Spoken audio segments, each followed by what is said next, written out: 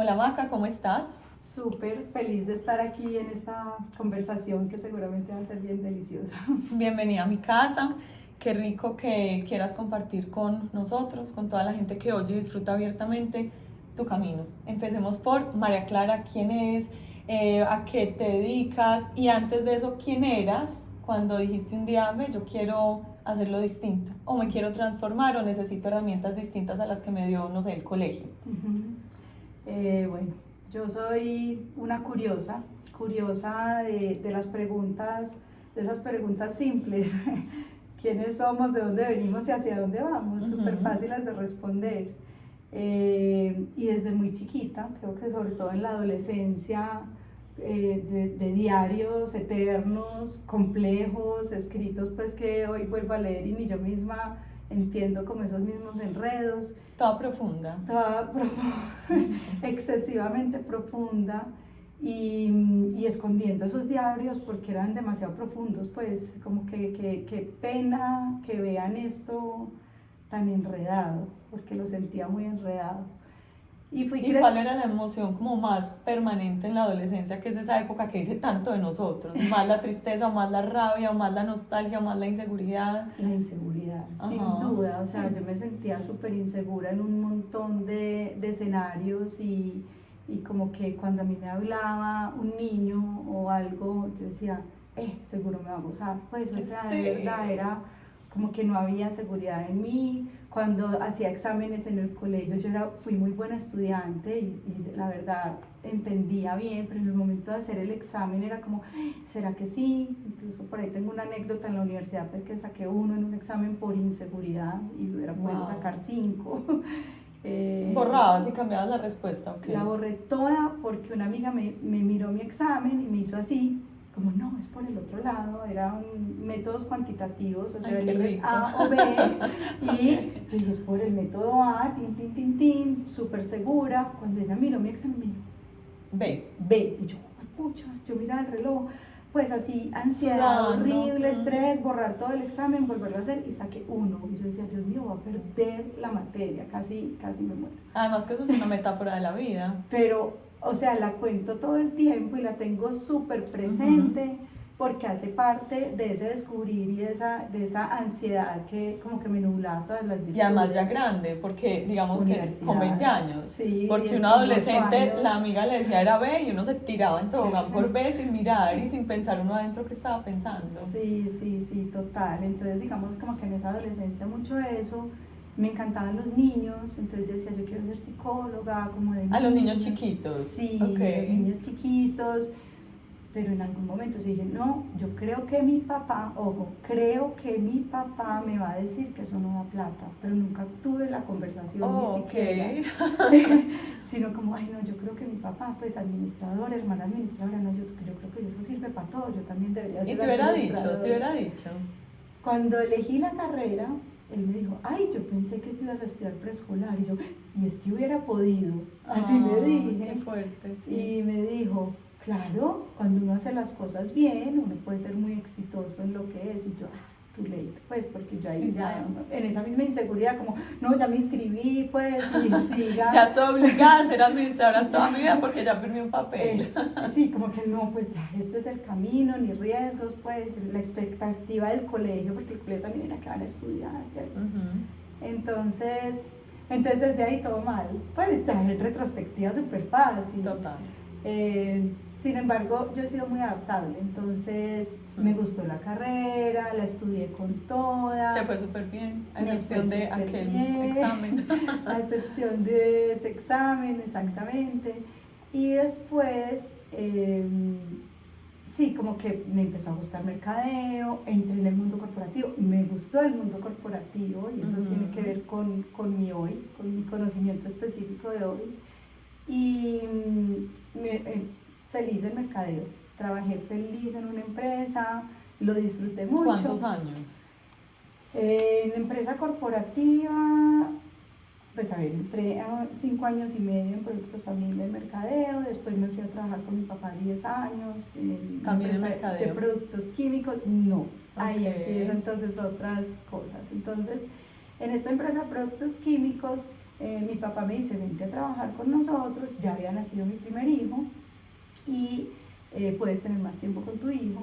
Yo trabajaba y viajaba mucho, trabajaba mucho, es como que pues no, para que no viajes tanto, puedas estar más con tu hijo. Yo dije, maravilloso. Yo me dio duro dejar mi mundo corporativo porque ya estaba montada en el tren. Me gustaba, lo disfrutaba, siento que hice una carrera linda y me vengo a trabajar con mi papá, una empresa más pequeña, y él me dice, pero entonces ven y necesitamos que implementes ISO, las normas ISO de calidad. Ya, pues no aprendo de eso, pues, pero nada que ver.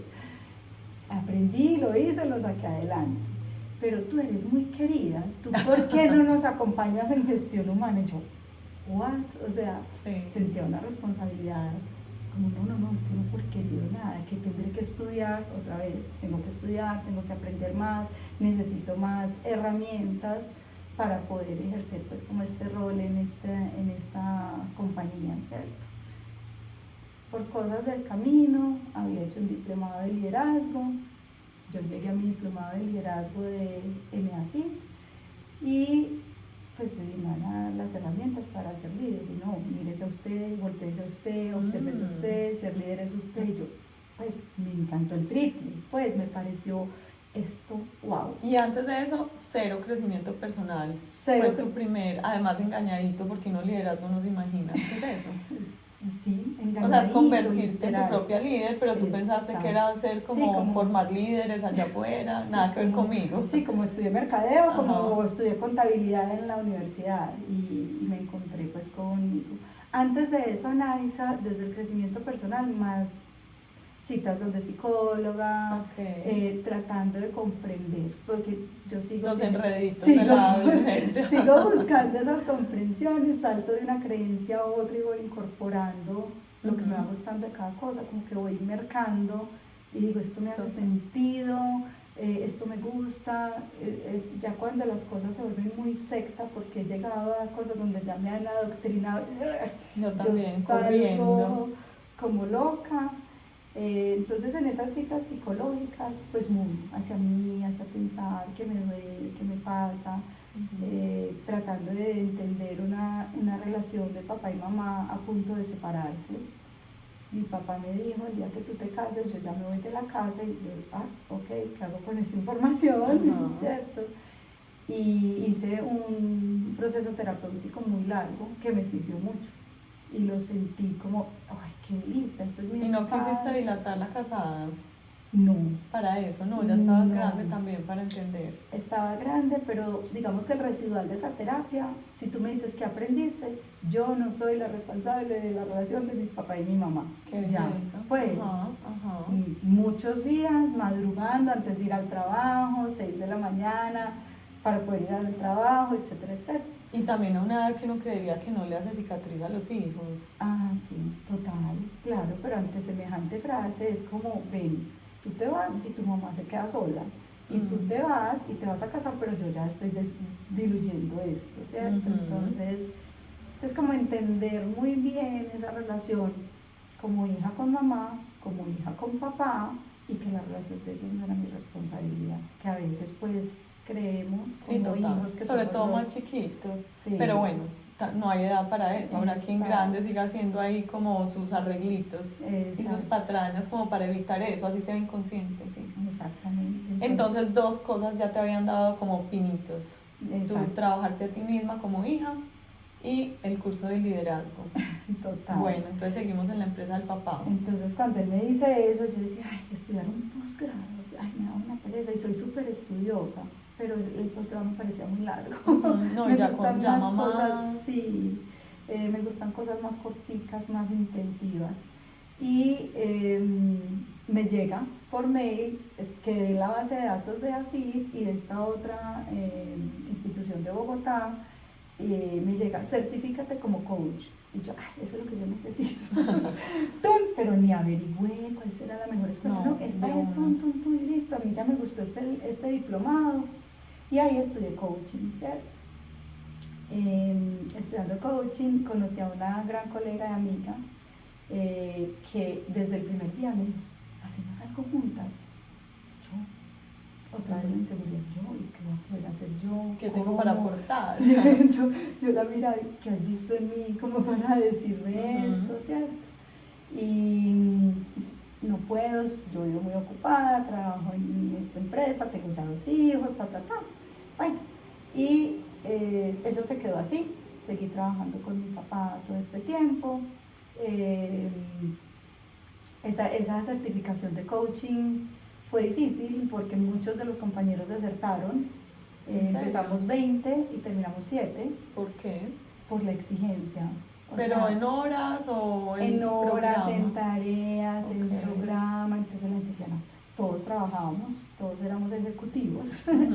Y la gente dijo, no necesito tanto tiempo, ni demasiadas tareas. Y bueno, entonces nos grabamos muy poquitos. Pero yo pues por donde meto la cabeza y sí la saco, pues entonces hasta que no lo hiciera, lo hice súper bien, ya, para herramienta de seguir trabajando con mi papá, porque en gestión humana. En gestión humana, pues era como la gerente administrativa, entre eso estaba gestión humana. Me empecé a dar cuenta que ese rol, entraban personas a mí, yo empezaba en mi computadora a hacer mis cosas, ¿alguien puede hablar contigo? Claro, yo corría el computador de lado y para todo. Estoy aburrido, estoy contento, mi papá tiene problemas, esta empresa me lo ha dado todo, esta empresa no me da nada, o pues cierto, como todas las... Pero confiaban en ti. Confiaban en mí, como en esa conversación, y para mí era como privilegiar esa conversación, porque de ahí yo aprendía también un montón. Totalmente. No, el computador lo hago después, en mi casa, por la noche, bueno, lo que fuera. Y lo más charrana es que cuando estudié coaching, yo siempre dije que yo nunca quería ser coach. ¿Por qué? Me parecía muy mañé.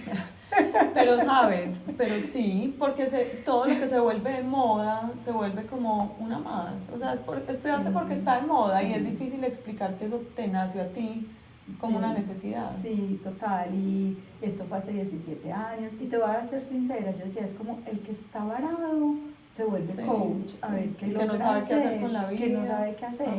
Entonces yo era, no, es una herramienta adicional, pero yo no soy, y otra vez en negación hacia mí misma, porque en últimas, sí soy, hoy lo digo con fuerza, sí soy, es lo que hago y es para lo que las empresas me están necesitando y las personas en este momento. Entonces, pues carambola, ahí se unen todos los puntos. Se le voltea uno el dedito señalador. Exacto, no, mis riesgos, pues no, ¿qué tal? Y bueno, hoy lo soy. ¿Y por qué diste el salto ya de empresa a solo me quiero dedicar a esto? ¿Qué viste o era algo más personal? Entonces, yo no tomé la decisión. En esa inseguridad he tomado muy poquitas decisiones trascendentales en mi vida. ¿Tú esperas a que la vida la tome por ti? Me ha pasado mucho, sí he tomado, ya te cuento como cuál ha sido una de las más importantes que he tomado, pero como que, no sé, trabajo en tal parte y me llaman de tal otra, me llaman de tal otra, entonces, sí, ve, chévere. Además empalmando una cosa con la otra, porque a las personas que son como tú, esa lagunita entre lo uno y lo otro es el fin del mundo. No, el fin del mundo es como tirarse por acá sin paracaídas. Es bien difícil. Entonces decidimos vender la empresa de mi papá y era parte del propósito, como hacer que esta organización no fuera como un one man office, porque mi papá era el rey y señor, como el reconocido en eso, y queríamos que fuera profesionalizar la fuerza de ventas, bueno, crecer como la empresa para que fuera más empresa, ¿cierto? Y cuando decidimos eso, mi papá se sale de trabajar. Muy duro le dio, porque era su bebé, su niño chiquito, su todo. Y cuando empieza a hacer como solo de la junta, a él le dio súper duro y dijo, vendamos esto. Y le dije, ya la empresa está lista para que la vendamos, pues me parece perfecto, porque ya la hemos formalizado y la hemos crecido pues a un nivel muy chévere. Entonces ahí ya la vendimos y yo, que trabajaba ahí, quedé como, ups, ¿y yo qué, cierto? Entonces ahí mi primer acercamiento a esta amiga mía de coaching, y le digo, ven, ¿tú qué era lo que querías que hiciéramos? Entonces empezamos a hacer tallercitos en empresas, ahí sí eran como talleres. Pues, como y ofrecías como tengo tal cosa puntual. Exacto, cosas de gestión de cambio, de autoconocimiento, más con otra herramienta que uso todavía, pero ya no, pues como complementaria. tiempito, incluso ahí hacía yoga contigo a las 9 de la mañana, porque Que me se daba el podía. tiempo, pues como hasta las 9 de la mañana, me acuerdo, yo salía a las 9. Y bueno, ahí fue como donde quedé, bueno, en esa lagunita. Ahí llega Santi Molano, me invita a ser parte de su equipo, aprendí un montón con él. ¿Y antes de eso ya trabajabas con el eneagrama? Antes de eso ya había visto el eneagrama en un diplomado, ya había empezado a leer a Gerardo, porque mi cuñado me lo había recomendado mucho. Ahorita cuentas un poquito de Gerardo, que aquí nunca hemos hablado, y yo creo que es importante. Ok, Gerardo Schmedlin, que es de la magia del amor y tiene pues unas cartillas que en su forma, a mí, el título es así en curva, sí. Es en blanco y negro, unos audios grabados en cassette hace muchos años y yo me cuesta mucho oírlos, entonces si los oigo trotando mi pisada no me deja oírlos, pero con una información súper valiosa, y cada que los leo de verdad es como que me hablara, pues la misma cartilla de 20 páginas puede ser que me habla de formas distintas. Y bueno, he empezado a trabajar con Santi, más enfocada en la parte de empresas y de cultura organizacional. O sea, es como si hubiera sido, la escuela fue la empresa familiar y de ahí ya dijiste, ya puedo implementar esto en otras empresas. Exactamente. Entonces, y desde ahí empecé pues como a trabajar ya con clientes en cultura organizacional. Y ahí estuve 5 años también y tomé la decisión yo solita, mira, Naisa, se puede, de independizarme, pero así más o menos como sin paracaídas, porque siempre pensé como que me quiero independizar, hay algo en mí que necesita ser expresado a mi forma y a mi estilo, y a veces bajo otra sombrilla no voy a poder hacerlo porque hay otras formas y otros estilos súper válidos, súper buenos, pero yo sentía como de verdad, como cuando el huevito quiere salir como del huevito. Como sí, de la cáscara. Sí, total. Como de la cáscara, como poder expandir eso y yo quiero otras cosas y bueno, ahí tomé la decisión. Hay algo muy bonito también de mi eneatipo y es que lo consulté con mi papá, ha sido mi figura de autoridad muy importante en mi vida y él me decía, ¿qué es lo que tú haces? Vuelves y me explicas, por favor, hazlo, dale, te va a ir súper bien, pero me explicas bien qué es lo que tú haces. Y yo decía, o sea, la seguridad la tenía yo, la decisión la tenía yo, pero la tenía que consultar a pesar de que es mi idea. A pesar de que... O sea, te admiro, te valido, bien puedas, tienes mi permiso, pero tampoco me explicas bien qué es lo que es cultura organizacional, desarrollo de liderazgo, pues sí me miraba como, ¿y eso qué diablos significa? Entonces, bueno, ahí tomé la decisión de hacerlo sola y todos los miedos se perdieron en cuestión de segundos, Anaísa, porque de verdad yo estaba lista para entregarlo desde esa conexión con el propósito. ¿Cuáles eran mis miedos?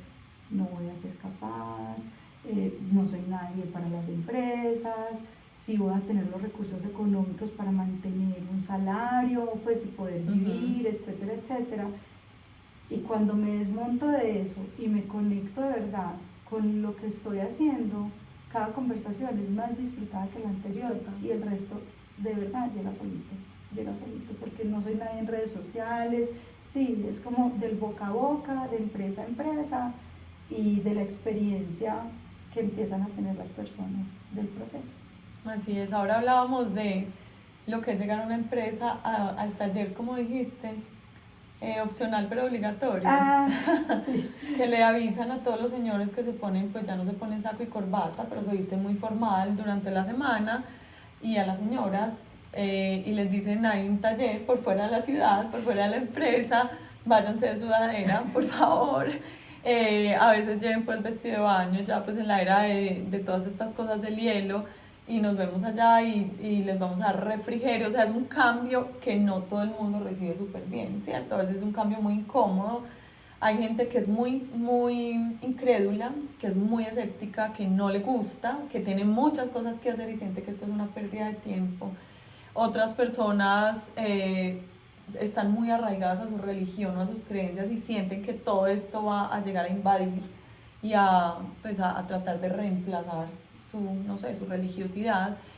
Hay personas que simplemente no le creen y se para pues Maca o la que sea que se pare ahí o el que sea, y es un poco difícil entrar al principio, ¿cierto? ¿Qué te gusta de esos talleres de las empresas? ¿Qué te has encontrado? ¿Qué tanta apertura hay ahí? También porque lo hablábamos y es importante que esta transformación, que yo diría que nadie hoy puede afirmar que el mundo no necesita una transformación, o sea, el mundo como paradigma, como instituciones, etcétera, necesita mínimo una reformita, si no es pues que lo tomen y lo volvamos a armar. Entonces, ¿qué te has encontrado ahí? Y cuál es tu método, cómo te gusta hacerlo. Sí, primero, como te decía ahorita, Naisa, más que un taller, me han invitado a hacer talleres. Yo soy partidaria de procesos. Para mí el taller puede ser muy motivador, seguramente salimos con 5 admirados, pero la transformación puede ser muy poca. ¿Por qué? Porque hay algo que se llama como el efecto postconferencia. Tú sales o súper motivada, esta es la empresa donde quiero estar, o súper cuestionado, o ay, por fin derramé mi lágrima, que hace rato la tenía ahí reprimida, pero ¿qué hago con esto? Pues necesito como un proceso, ¿cierto? Entonces soy súper partidaria de procesos. Invito siempre en las organizaciones a procesos. Y podría separar como a las personas que llegan a los procesos como en 2 grupos. Como tú dices, siempre es un líder que dice, quiero esto para mi compañía, ¿cierto? Entonces, no sé. ¿Y lo quieren de verdad porque lo quieren o porque hoy se exige tener estas horas de algo más humano y no tan empresarial siempre? Con quienes he trabajado yo, sí lo quieren. Okay. Y en algún momento que he tenido visitas comerciales porque me han invitado pues como para escuchar, inmediatamente lo que es como por horas se cae como por su propio peso y no soy la persona para acompañarlos. Okay. Porque aquí sí es, digamos, como que el compromiso es profundo, implica tu responsabilidad. Y es una inversión gigante para las empresas también. Exacto. Es una inversión gigante. Entonces, los que llegan. ¡Qué felicidad! A mí me encantan estas cosas. Estas cosas. Yo soy súper racional, pero yo igual voy a intentarlo. Exacto. Y otros que llegan y me han dicho frases como estas. Hola Maca, a mí esto no me gusta, vamos a ver qué sucede acá, y súper claros, y me encanta que sean súper claros, sí. Pues no como, ¿cierto? Sí. O, ven, yo soy un monstruo, a mí me van a echar así, palabras textuales, que llega la persona como, ven, de verdad, soy un monstruo y me van a echar. Y en esa primera acercamiento yo siempre le digo, tú eliges estar acá y no pasa nada, y es de verdad en convenio con la compañía. No tienes que venir, primero porque no tienes que hacer química conmigo y la química es muy importante. Demasiado, es que si no, no te creen. Importante. O sea, tú puedes estar exponiendo lo más valioso del mundo y no. Y no pasa entra nada. Y nos ahorramos la plática de la compañía, tu tiempo y el mío, y punto. No pasa nada, ¿cierto? Hasta ahora no me ha pasado que digan no, pero dicen voy a intentar, y esas primeras sesiones un poco retrecheras, pero poco a poco se va llegando como a algún punto. Entonces sí, pues frases, Anaísa, como una persona llegó con mucha ira a decir, si esta compañía me echa, primera sesión, yo le he dedicado todo, sería el colmo, yo he vivido toda la vida para esta compañía y si me echan es el colmo. Converse. Última sesión y me dice, con una lágrima en un ojo, me dice, ¿sabes qué? Si esta compañía decidiera prescindir de mí, tiene toda la razón, porque yo no estaba entregando lo mejor de mí. Y este proceso me está haciendo darme cuenta que yo tengo que darla toda, porque esta es mi mejor opción hoy, y yo quiero seguir trabajando acá. Dios. Es como conciencia en la elección que estás haciendo todos los días, ¿cierto? Wow. Ese es el trabajo. ¿Y es uno a uno o es en grupo? Cuando son equipos completos, hacemos un taller inicial de 8 horas donde sensibilizamos al autoconocimiento, que puedes esperar de acá, quién soy yo, quiénes son ustedes, cuáles son las herramientas, y como vengan, conozcan un poco las herramientas que vamos a utilizar.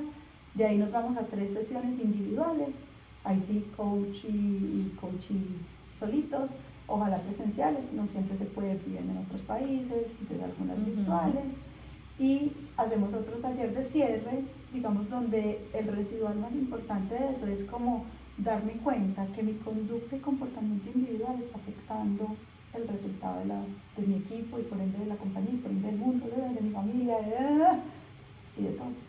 Sí, como esta historia que cuenta, creo que es Steve Jobs, que alguna vez fue a visitar a la NASA y que un señor estaba barriendo la entrada y le dijo, buenas, ¿usted qué está haciendo? Y dijo, yo estoy barriendo el suelo para las personas que trabajan acá, que ellos van a la luna.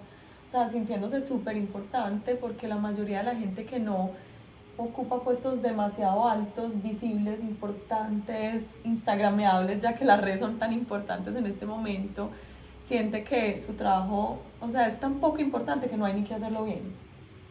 Entonces esa sensación de ¿qué importa? Si hoy vengo de mala gana, si saludo feo a todos los que entran, pues igual nadie se fija si soy invisible, quita la humanidad, quita todas las ganas, resta todo el propósito del mundo, y de paso le amarga la vida a toda la gente que pasa por esa puerta. Total, eso que dices me acuerda de un ejemplo que también lo cuento mucho, de temas de cultura, y es en una empresa, en una entrevista de diagnóstico de cultura, que es cultura organizacional, es definir cómo nos comportamos dentro de una organización, y si eso está bien para ti, pues haz parte de esto, si no, hay otras, ni mejores ni peores, pero distintas, ¿cierto? Entonces, sí. Haciendo un diagnóstico en esta empresa, yo le pregunto a esta persona, bueno, ¿tú qué haces? Llevo 35 años haciendo tornillos. Y yo, ok, chévere. Empezamos como todo el proceso de cultura, y después le dice, doctora, ¿sabe qué? Yo ya entendí que mis tornillos mueven el mundo. Ay, cosita, pues, bueno, sí. Ahí como que yo dije, esto sí tiene sentido, tiene es que todo es distinto 35 años haciendo tornillos a yo muevo el mundo, o sea, mis tornillos hacen esto. Entonces eso es conectar con ese propósito, con esos valores, y elegir todos los días dedicar el tiempo a lo que estoy dedicando. Sí, cuando yo les hablo de Ikigai, que me gusta tantísimo esta herramienta, les digo que uno puede de verdad iluminar o dañar el día desde lo que sea que haga, como mamá, como empacador de bolsas, como funcionario de un peaje, que pueden ser las cosas operativas más horrorosas. Pero entonces aprovecho acá, ayer estaba haciendo una vuelta en Bogotá, madrugar, el aeropuerto de Bogotá es complicadito, maluco, tan... Voy, hago la vuelta, o sea, el ser humano que me atendió a mí, a mi papá, el nivel de pereza, trajo la fotocopia de la cédula, no señora, no sabía, no, salga y la busca donde fotocopiarlo, pero rapidito que yo tengo que cerrar. Bueno, sí señora, o sea, a mí me aterra que me regañen, y yo podría haber dicho otra cosa, pero necesitaba que la señora me hiciera la vuelta. Entonces, sí señora, ¿cómo no? Y le dice a mi papá, además un hombre mayor, me hace el favor y suelta el periódico, que es que así no le está rindiendo, porque mi papá pues de periódico bajo el brazo. Y mi papá, claro que sí señora, gracias por la buena idea, venga acá, pégueme esa foto. Sí señora, ¿cómo no? O sea, fueron media hora de órdenes, ella disfrutando de su jerarquía, yo haciéndome la mujer obediente, que detesto ese papel, no lo he cumplido, y pues de paso nunca he trabajado en una empresa. Y yo decía, ¿cómo hace esta mujer si yo con media hora quedé desfosfatada? Sudaba, mi papá le decía, ojalá nos pueda colaborar, porque ella, no se va a poder hacer la vuelta. Y yo, mi papá, todo oculto, ojalá nos pueda colaborar, porque si no nos toca volver, vinimos en avión solo a esto, ahorita nos regresamos, pero si no, también entiendo. Terminamos, o sea, mal. Sí. Decía, ¿cómo hace esta mujer para sentarse en esa silla a echar veneno por la boca, a buscar dónde hay errores, sabiendo que tiene una fotocopiadora al lado, a poner a la gente a sufrir? ¿Cómo hace? O sea, yo ni siquiera, yo digo, esto es para todo el mundo, esto no es personal, y claro que no habrá quien se enganche, etcétera. Pero estas cosas que uno después entiende que no tienen nada que ver con uno, que es un proceso probablemente personal, o que así tiene sus jefes encima ladrándole órdenes, que pues nos daña todo el ambiente laboral en cascada. ¿Cómo hace uno como líder de la empresa que sea? Yo digo, primera empresa tú, segunda empresa tu familia, hay gente que cree que no tiene esos puestos porque no dirige a nadie, pero todos dirigimos a alguien, o sea, también, no sé si te has leído un libro que se llama Sanar la vergüenza que nos domina. Yo este ejemplo lo he puesto algunas veces, me perdonan si lo han oído otras veces, pero es un jefe gritándole al señor, usted que nunca cumple, no sé qué. Entonces el señor sale irritado, como salí yo ayer de esta cita, y llega a la casa y le sirven la sopa helada. ¿Cómo puede ser posible, cierto? Y la señora, que fue la que hizo la sopa con mucho amor, temblorosa, 2 horas después va a acostar a los hijos y le dice al hijo mayor, ¿cómo es posible que no te has lavado los dientes? ¿Cuántas veces? Entonces el hijo menor, mientras la mamá se levanta, le dice a la hermana chiquita, ¿tú por qué haces tanto ruido? Y vemos como la niña chiquita después va y le pega una patada al perro o al gato de la casa, ¿cierto? O sea, es como una cosa de yo te entrego mi veneno o te entrego mi propósito, y eso puede ser reversible, y también eso lo muestran mucho en constelaciones de generación en generación. Cuando hemos sido gritados es muy difícil enseñar desde el amor porque no conocemos otros lenguajes. Yo soy una enamorada de la autogestión, sé que es una belleza tener mentores, no todo el mundo tiene el privilegio porque lo que tú haces es un privilegio en todo caso para quienes lo pueden recibir. Desde la autogestión, ¿quién se identifica como el Grinch de la casa? Hay otra película de otro que se llama Scrooge, pero es igual a este Grinch, que es un mal encarado que se encarga de dañarle la vida y el día a todo el mundo. ¿Cómo hace uno para decir, yo soy este personaje? Bueno, muy de buena si hay un Grinch oyendo el podcast, porque este sería el personaje que diría, esas bobadas yo no las oigo. Para uno decir, yo necesito reversar eso, empiezo por darme cuenta y qué sigue ahí, para crear carreteras nuevas en esa cabeza que no sabe cómo hacerlo distinto, porque muchas veces uno juzga y dice, esta hijo de madre, yo le decía a mi papá, ¿cómo puede tener uno como trabajo hacer infeliz a la gente? Pero no saben hacerlo distinto. Hay varias cosas. Yo siempre veo, analizar las organizaciones como unos facilitadores, por eso me gusta el mundo corporativo, porque así como pueden acabar, como tú estás diciendo, porque esa persona seguramente en esa organización donde tú estabas, probablemente o es habitual o lo permiten. ¿Cierto? Bueno, es verdad. Porque es una cosa, o todos somos así y acá todos llegamos renegando y hace parte de su cultura, decretada o no decretada, y es permitido, o sea, acá se vale. Claro, ellos le dan el aval. Claro, entonces aquí se vale, o también existen esos Grinch que cuando llegan a estas culturas más sanas, a estas culturas organizacionales más sanas, más amorosas, más comprensivas, más humanas, son como el pH distinto de la organización, ¿cierto? Entonces ellos mismos se sienten que no encajan, es que aquí es muy difícil, es que es muy maluco, entonces como que no encajas, y al no encajar, o tú mismo decides irte a otro lugar donde eso sea permitido y donde esa forma esté aprobada, o la misma organización, el mismo pH de la solución te va sacando, claro. Hace como que esos microorganismos mueran. De los mismos creadores de por qué a una gente le da gripa y a otra no, o sea, hay cuerpos que no reciben ese tipo de células. Exactamente, entonces por eso siento que las organizaciones tienen una responsabilidad social muy grande.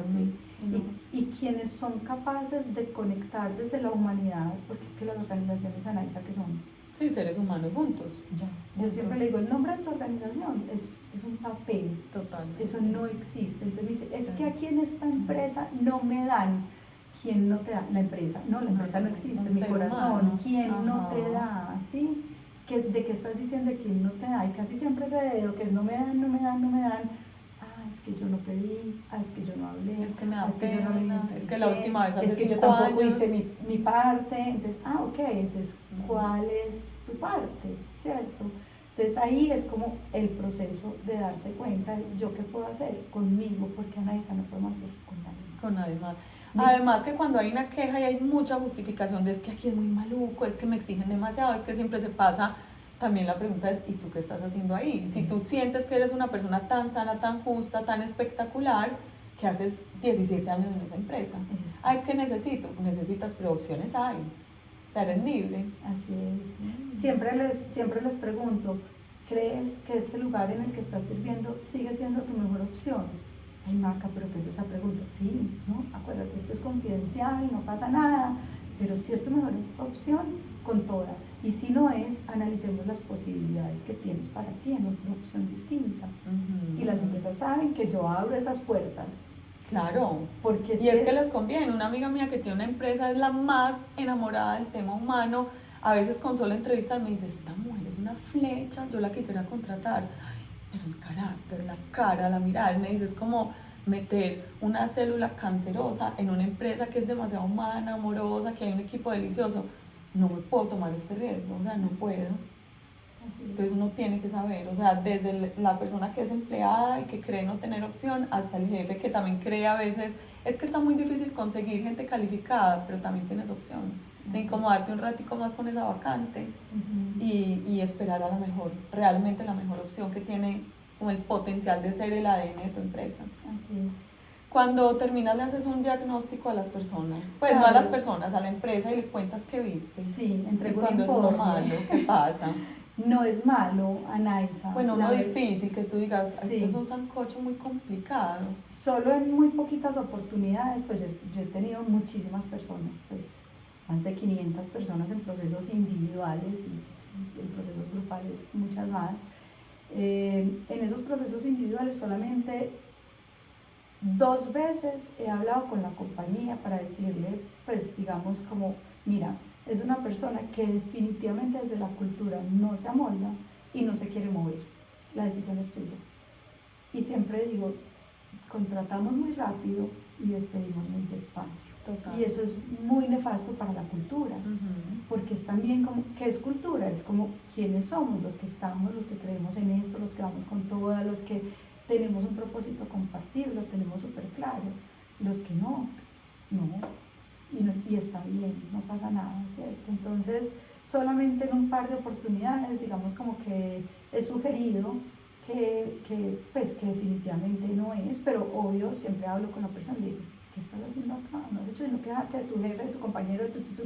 No he logrado que mires de otra forma, esta no es tu opción, también elige tu opción. Entonces sí pasa como eso, pero en las transformaciones pues hay de todo. Claro, y debe haber procesos súper exitosos. Hay procesos que son procesos exitosos y eso me encanta porque no es desde mi ego, desde lo que yo quisiera que tú te transformaras, porque si fuera así, mis hijos, mi marido, todo mi papá y mi mamá, todos funcionarían a mi imagen y semejanza y créeme que no. Entonces para mí un proceso exitoso es que al menos te des cuenta de algo en lo que conscientemente empiezas a trabajar y la compañía lo nota. Es como que cuando hago como el feedback a la compañía me dicen, no, impresionante, tal persona está conectada, tiene ganas, está dando lo mejor de sí, ya. Pues, y la persona está feliz, ¿no? Y además que es un detalle, que siempre llega media hora tarde y empezar a llegar en puntual ya, sí, o sea, ya. Sí, es eso. Entonces ahí es como lo que se llama para mí un proceso exitoso. Todos los procesos llegan donde yo quisiera, no, insisto. No, y además tú haces hasta esa parte y ya sueltas, como los grados y ya es su función. Entonces ahí entrego un informe a la compañía, es un informe como de 16 páginas, donde hay como una descripción, soy como muy clara en decir, esto es una foto, yo te puedo tomar una foto en este momento y tú puedes salir con un ojo picho. Total. O no se te ven los ojos. Y en un año es otra cosa. Exactamente, entonces no significa que eso eres y no eres nada más, porque siempre partimos de la posibilidad de transformación que es tan hermosa, siempre tenemos la posibilidad de transformarnos.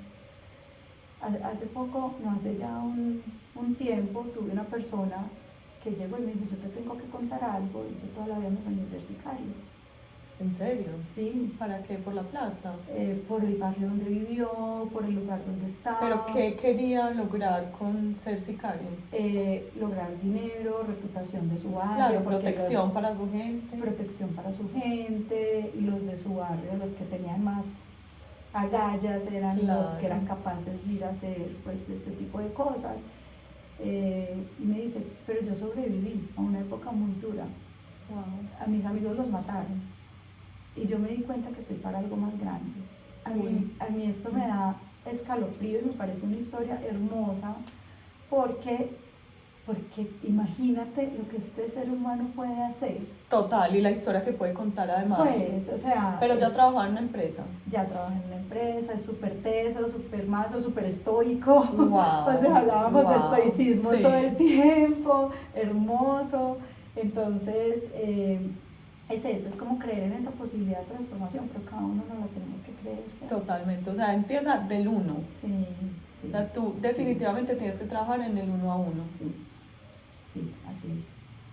¿Qué libros, qué películas te han impactado que tú digas esto nos puede servir? ¿Qué te gusta leer? No sé, contenido que sea fácil para, no todo el mundo es tan lector, entonces de pronto películas que hagan ver y reflejar la cultura organizacional, que para quienes no hemos trabajado en una empresa es algo difícil todavía mirar. Ok. Más que de cultura hay muchos, pues Culture Code es muy chévere, hay temas de capitalismo consciente, tienen mucho que ver con cultura organizacional. Ajá. Pero más que de cultura ando obsesionada con Naval Ravikant, no sé si lo has oído. No, jamás, cuéntanos todo por favor. Naval Ravikant, mira, no sé si él nació en India o nació en Estados Unidos, pero se crió en Estados Unidos con una mamá soltera, con 2 hijos, con 2 trabajos, y él cuenta y dice que la mamá utilizó la librería como un daycare. Le dijo, métete a la librería hasta que yo vuelva.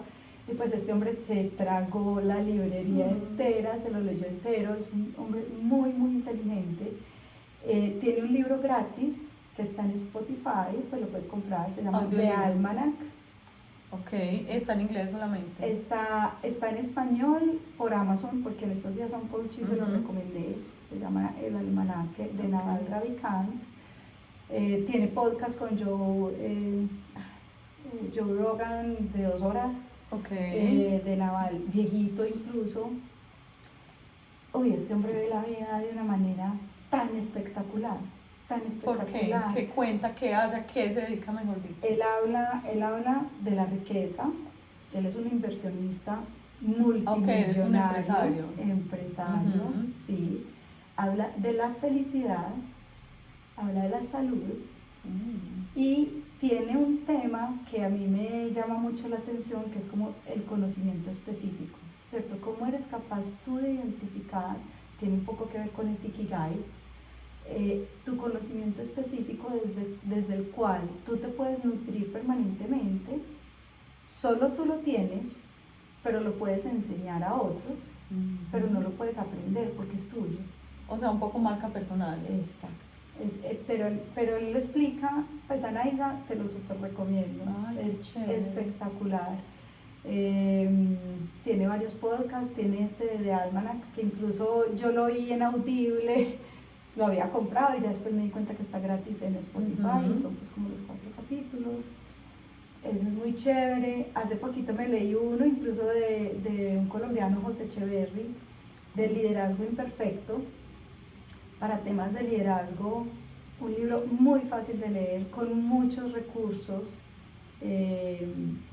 incluso en su carátula está pues como la tacita de Wabi Sabi, como de la imperfección, de cómo esa imperfección pues te hace único para seguir creciendo. Y desde esa se llama Liderazgo Imperfecto. Liderazgo Imperfecto de José Echeverry, ese muy chévere. Me gusta mucho Adam Grant. Tampoco he leído nada otra vez. Ajá. Bueno, en temas de autoconocimiento, que también hablo mucho que tú has hablado mucho de Borja Vilaseca, del Enneagrama, ¿qué más?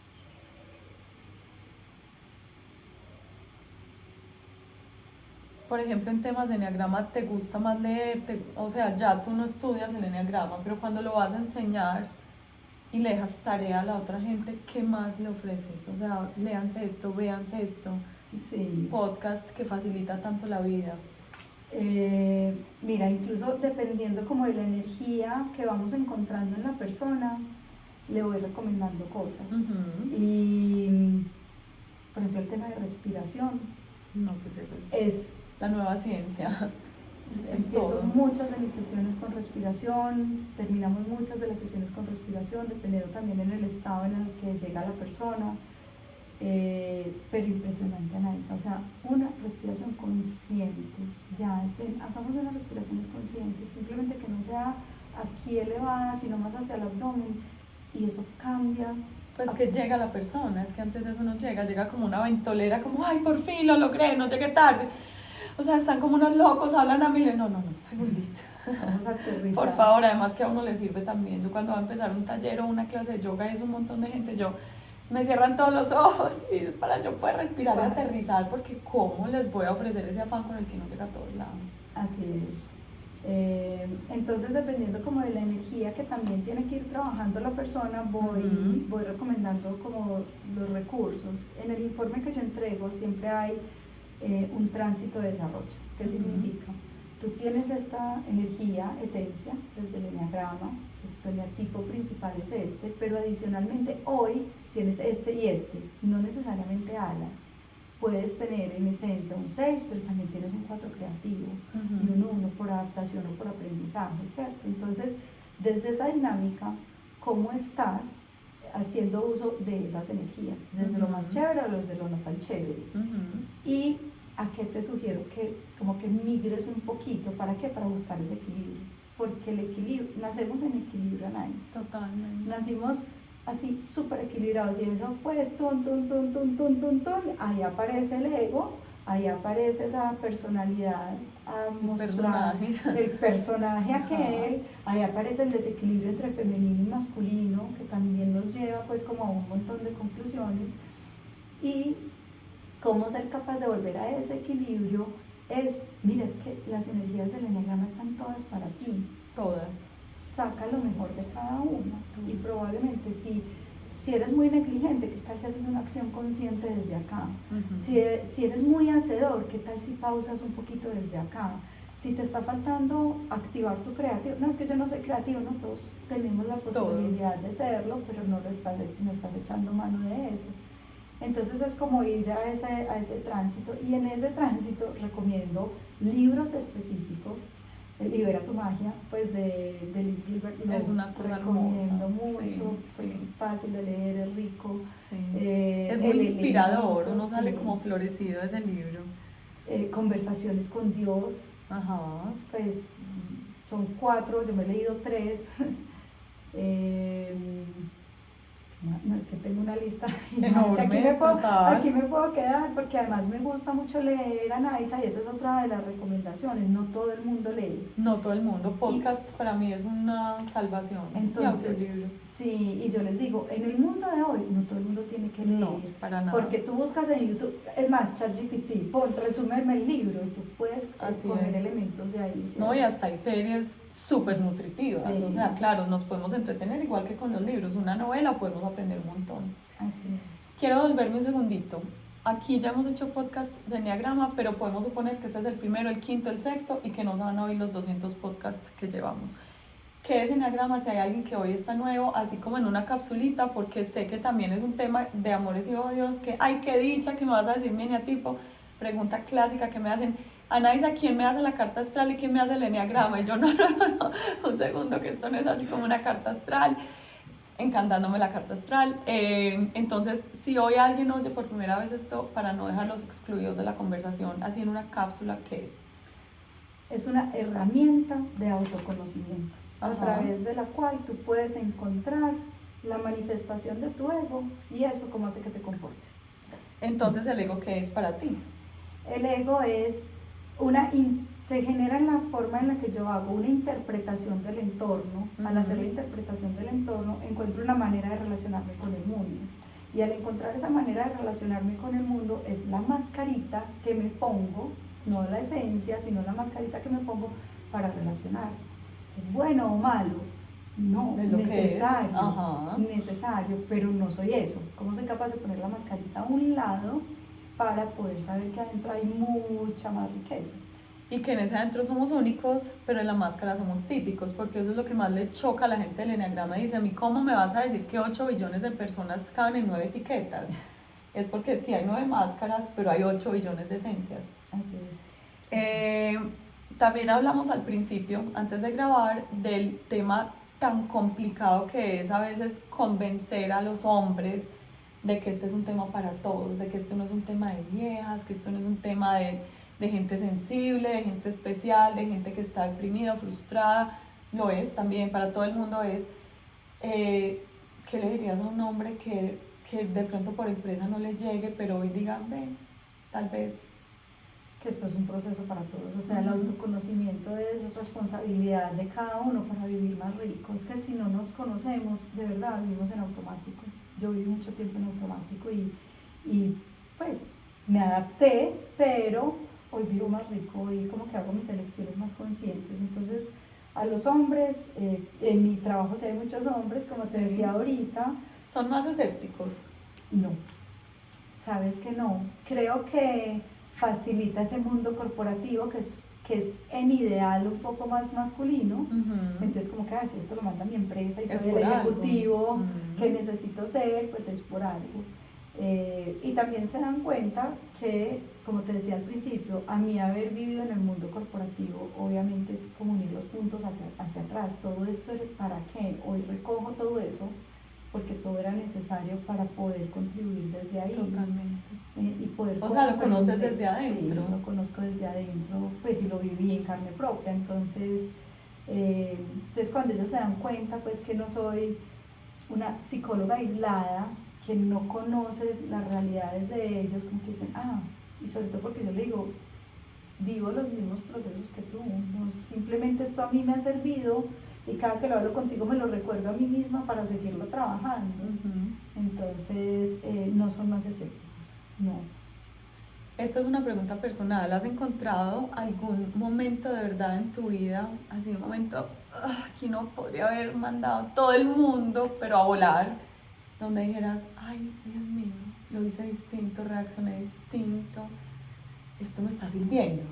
Sí, claro, o sea, incluso yo tenía un amigo muy cercano que se reía mucho, como vos que esas bobadas que vos haces o no sé qué, y pues yo hubiera podido decir, pues no sé, o llorar o gritarle porque era mi amigo íntimo, y no, pues como ese bullying no te hace ni cosquillas. No, esto es lo que quiero estar, es lo que me gusta hacer, lo disfruto, aprendo todo el tiempo porque son espejitos que se me están poniendo enfrente para yo misma hacer mi propio trabajo. Entonces eso ha sido uno, y cuando empiezo como a escribir, pues escribir y revisar mi vida, aparece como el examen que te conté al principio, aparece como la validación que le pedí a mi papá cuando Divino me dice, claro, tú eres capaz, pero ¿qué es lo que haces?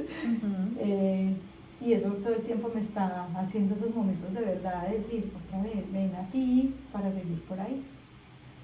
Entonces, si tu emoción más desafiante era el miedo, te has dado cuenta que caminas más hacia la valentía. Obviamente uno no lo deja, pero total. Y la valentía es hermosa porque la valentía solo es posible con miedo. O sea, yo no soy muy valiente porque me monto en un avión, a mí no me da miedo montar en avión. Yo soy muy valiente porque tomé una decisión de independizarme cuando me moría de pánico, mientras otras personas me decían, pero lo más rico es ser independiente. Sí, no, o sea, me muero, ¿cierto? Entonces es trabajar todo el tiempo esa valentía. Incluso, no traje mi termo, un coach me regaló un termo que dice Maca por un lado y por el otro lado dice todo va a estar bien. O sea, la valentía es... Ese es el mantra que tú te tienes que repetir. Sí, ese es el mantra que yo permanentemente me tengo que repetir y lo tengo que hacer. No es como que ya se me quitó el miedo, no. Eso es lo lindo del enneagrama, como ver eso que también es el correcto entender del masculino y femenino, es que nos habita esas dos cosas, luz y oscuridad, y que, como decías, no puede existir la una sin la otra. A veces a mí lo que más me da miedo es salir del closet con mi cuento de soy profe de yoga. Al principio, pues muy chiquita, empecé a 23 años, era a mí quién me va a creer cuando yo fui la furiosa de mi casa y fui una mujer más complicada, con un carácter súper fuerte, y mi emoción siendo la rabia. ¿Quién va a venir a meditar conmigo y a hacer yoga conmigo si pues yo soy una fiera? Y era lo mismo, entender que sin ira no hay serenidad, que si no fuera por mis propios desafíos yo hubiera entrado a una clase de yoga y me hubiera quedado dormida.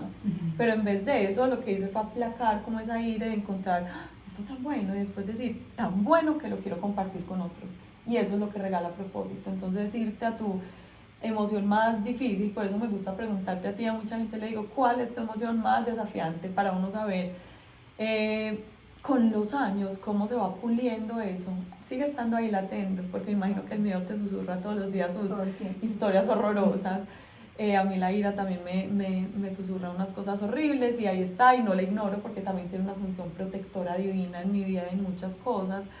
Pero un día tuve, hace muy poquito, el examen de la ira y era con una persona que nos ayudaba en la casa. Después, o sea, el año pasado se murió la persona que nos ayudaba, 6 años, mis hijos enamorados de ella, una mujer divina, después de una enfermedad, o sea, fue muy duro. Entonces, después de eso, por fin logré conseguir a alguien y yo le dije, no sabes la confianza que yo necesito porque yo viajo mucho y para mí dejar a mis hijos, pues yo soy muy mamá gallina y me gusta estar con ellos.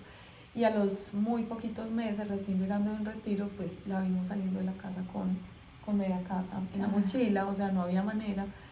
Y ella, en vez de, pues, no sé, pedir disculpas o lo que sea, el mensaje fue como, si quieres llamar a la policía, que es el tipo de cosas que a mí me hubieran disparado mi volcán interno. Y yo le dije, ¿sabes qué? Pero ni lo planeé porque en ese momento no hay cómo y emociones tan viscerales se apoderan de uno sin previo aviso. Yo le dije, ¿sabes qué? No, pero te vas ya de mi casa, o sea, ya. Y yo era esperando, ¿dónde está la ira? ¿Dónde está? ¿Dónde está? Y ella salió y yo, pero no llega, ni contando la historia, o sea, con la misma serenidad que te estoy contando. Y ese día dije, como en otros días de mi historia más reciente, Dios mío, esto sirve, claro que sirve. Y no es una teoría y no es solamente por contar historias de fantasía, realmente te transforma. O sea, eres la misma persona, pero no eres esclava de esos impulsos que te gobernaron tantos años y que al otro día era esa resaca de yo porque hice lo mismo, yo porque caí en lo mismo. O sea, soy la misma persona, pero miro y digo, qué orgullosa me siento de mí. Total. Con hijos adolescentes, ay, por favor, con el miedo, por favor. El miedo y los hijos adolescentes, imagínate eso. Te cuentan las historias que quieras.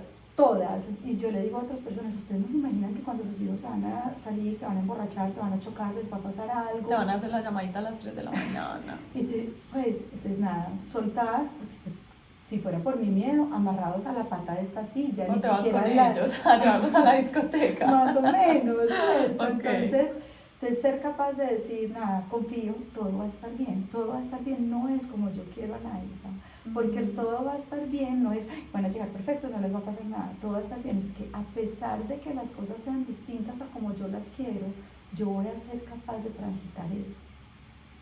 Todo va a estar bien, lo pensaba cuando mi mamá se iba a morir. Ella se iba a morir y sabíamos que iba para allá, ¿cierto? Estábamos en ese plan, pues en ese proceso.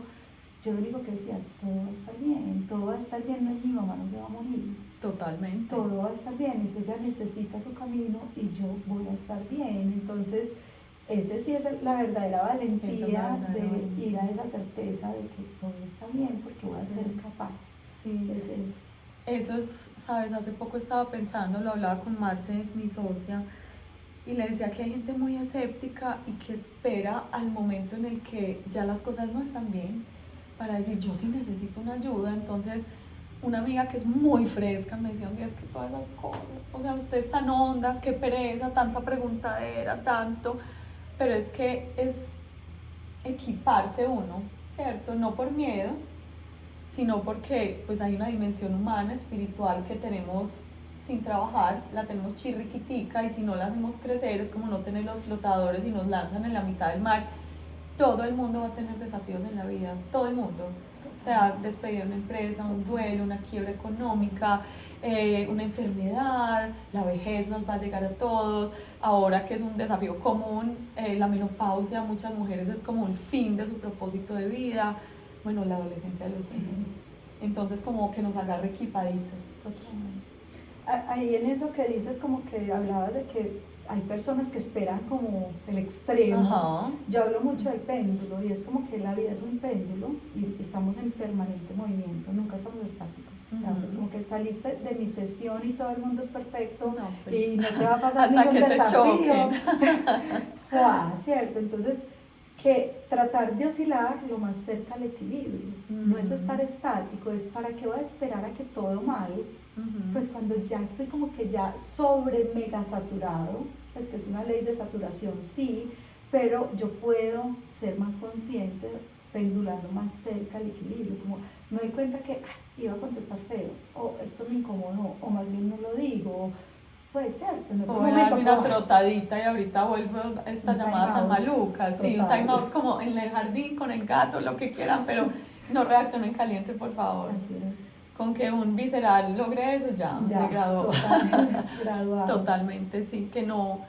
Y digamos que si igual caemos en el extremo pendular, seamos capaces de darnos cuenta. Ahí es donde está la autogestión, esa autoevaluación. Ahora me estoy leyendo un libro increíble de Marian Rojas, el más nuevo, y ella habla, por ejemplo, de esa adicción al placer, a la dopamina que tenemos hoy todos, desde la red social hasta la serie de domingo entero sin levantarme de la cama, hasta no un helado, sino el litro entero, o sea, el placer, el placer, el placer, y que descubrieron que el placer y el dolor son dos extremos del mismo péndulo. Entonces cuando yo me dejo llevar del placer, el extremo del otro lado es mucho dolor, y que es en ese momento de más dolor donde vuelvo y busco el placer compulsivamente. Hay gente que nunca para en el centro de estoy bien, y es muy escaso ese estoy bien. A mí esa pastillita me la da el yoga.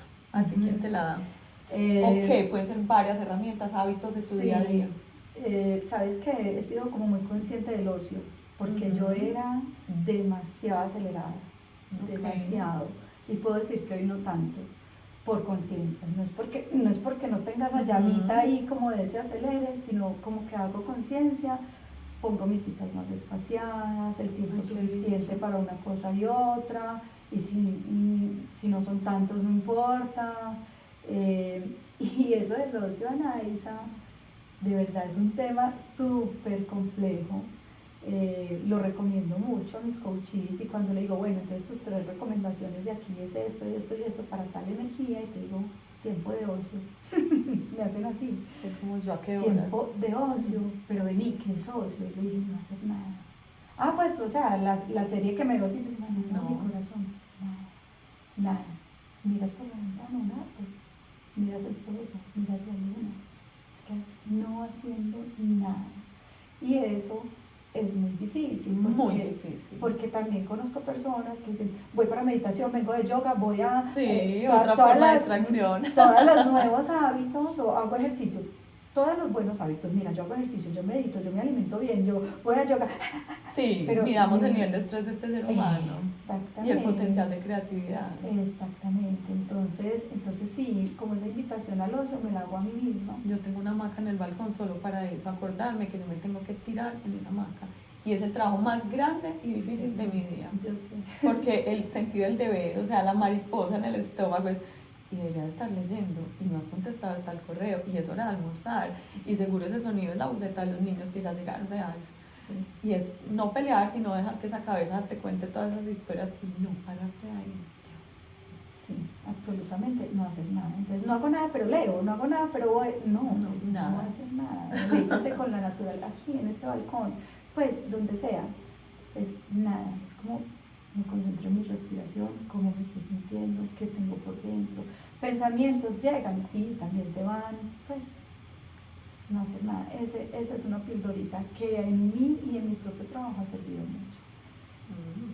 Intencionar también como el principio del día, o sea, siempre yo hago como las últimas cositas en mi oficina, mi consultorio allá afuera, y es como un ritualito que no delego. ¿Tu conexión? Sí, mi conexión, y es como mi conexión, y en esa conexión siempre como que cierro los ojos, respiro y digo, que de mí salga lo mejor, tengo que soltar el resultado. Habrán los Grinch, habrán los que no les sirvió para nada, los que les gustó mucho, no me importa, es de mí está saliendo lo mejor, y aquí me estoy alimentando yo ya. El resto es soltar. Sí, o sea, son tips más sencillos de los que uno se imagina, pero es que los otros ya todos están dados. Ahora la red social dicen paso 1, hipopresivos, paso 2, haga yoga. Y yo pues soy la primera banderada de yoga, pero a veces les digo, es mejor que hagan en pijama en su casa, a que lleguen de verdad como un perrito babeando, jadeando a la clase y salen otra vez de afán a mercar a tan, o sea, se pierde el efecto. Total. ¿Cómo pueden encontrar? Ah, bueno, ibas a decirnos algo más. Una última cosa y es, digamos, como que en este mundo corporativo el tema de la vulnerabilidad también es súper importante. Ay, por favor, por favor. Entonces, ya, no sé. No, ya. bien puedas. No, no, necesito que nos cuentes. O sea, tema favorito, pero sé que allá produce alergia todavía. El tema de la vulnerabilidad, y Brené Brown pues es la experta y Por la encuentras favor. en miles En todas partes. en todas partes. Sí. De todas las maneras, yo insisto, haga clic, busque y algo aprende ahí en YouTube, en Netflix, libros, todo. En 1000 podcasts, en el de ella, en el que la entrevistan, sí. Y la vulnerabilidad definitivamente es como desnudarse un poquito en esa humanidad. Pero qué pedazo de ese ser humano cabe en las empresas, cada vez más. Que sean vulnerables. Sí. Sí, es hermoso, Naisa. Mira, tuve un proceso de una persona súper linda. Tuvimos ese taller grupal donde la gente nos expone como su vida privada, y a esa primera sesión, yo creo que él lleva toda la semana diciendo, le tengo que decir a Maca que soy mentiroso, le tengo que decir a Maca que soy mentiroso. Y okay. llegó a la sesión como, Maca, ¿sabes qué? Oh, pues no me dijo ni hola, yo soy mentiroso. Entonces yo le dije, como, sí, y me dijo, es que cada que a mí me preguntan en las juntas que si yo ya averigüé eso, yo digo, claro, obvio, pues cómo voy a decir eso ante la junta, ¿cierto? Y es eso, es como, ven, no había caído en cuenta, qué chévere, ven, dímelo, para mañana lo tienes, ¿cierto? Pero es como, no pasa nada, ¿cierto? Es mejor decir, qué rico que está la junta, para eso es, qué rico que me estás dando ese dato. Entonces, el tema de vulnerabilidad también es un tema que trabajamos todo el tiempo, de ser capaces como de ser humanos. Y que además no es de la empresa, a veces es el ser humano, así la empresa le dé el espacio, el que se queda pegado a la pared en este tipo de talleres, diciendo, de mí no vas a sacar nada, si viniste aquí a ponerme a llorar, olvídate, no seré yo, y esa es la misma piedrita con la que llegan a la casa, a sus relaciones de pareja muchas veces, y dicen, ve, ¿yo por qué no conecto? Pues estás con un blindaje 5. Total, así es. Qué belleza, nunca me hubiera imaginado, o sea, como les digo, y les digo aquí siempre, la empresa, o sea, mi empresa soy yo, y ha sido de esta manera, y uno se queda con el imaginario de la empresa, la institución rígida de hace mucho tiempo, el saco y la corbata, el sastre, y mentiras que todo eso ha ido cayendo un poco para darle más espacio a ese ser humano que es pues, la célula esencial. Así es. Qué belleza, ¿dónde te pueden encontrar? En Instagram, sello personal con Yayuca, que es muy lindo porque es ¿cuál es tu sello? Pues en últimas es como ¿qué es eso que te hace ser único? Y ya. Pues, ¿Y te encuentran solo para procesos empresariales o dijiste que también procesos personales? También procesos personales. ¿Y también los llevas como un proceso? Sí, siempre. No como algo puntual.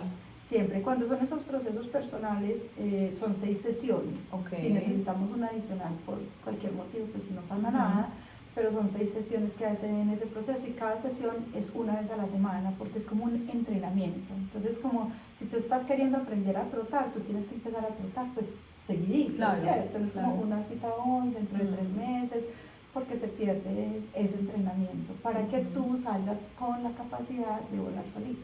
Que también me parece súper interesante los procesos que tienen puerta de salida, porque no es a dejarlos allá, pues a que se vuelva como otra cosa más de la rutina, un chulito más. Dependiente, no, todo lo contrario, o sea, que tú te lleves la herramienta aquí, más que la herramienta como tal, es ve, experimenta, las puertas siguen abiertas y aquí estoy, pero pues la mayoría se dan de alta y algunos vuelven, pero ya porque quieren.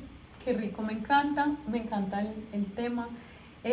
Gracias a ti por participar en Abiertamente, y a todos los que nos oyen y nos abren un pedacito del corazón más personal, o si esto les resuena en su cuento más corporativo, empresarial, en un mundo que hemos explorado menos, pero que no deja de ser supremamente interesante, porque es que de ahí se nutre nuestra sociedad y nuestro ser más individual.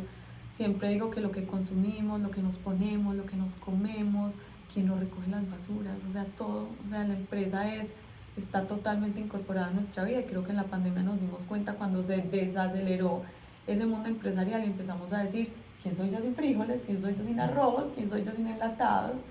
¿Quién soy yo sin quien venga y me arregle una cosita de la casa? O sea, no, estamos todos demasiado conectados, entonces se arregla una cosita y se arregla la otra también. Gracias por acompañarnos hoy. Ay, tía Naisa, qué invitación tan rica, qué conversación tan rica. Deliciosa, de todos ustedes por estar aquí. Nos vemos en un próximo episodio de Abiertamente, conversaciones con Yoga al Alma. Chao, chao.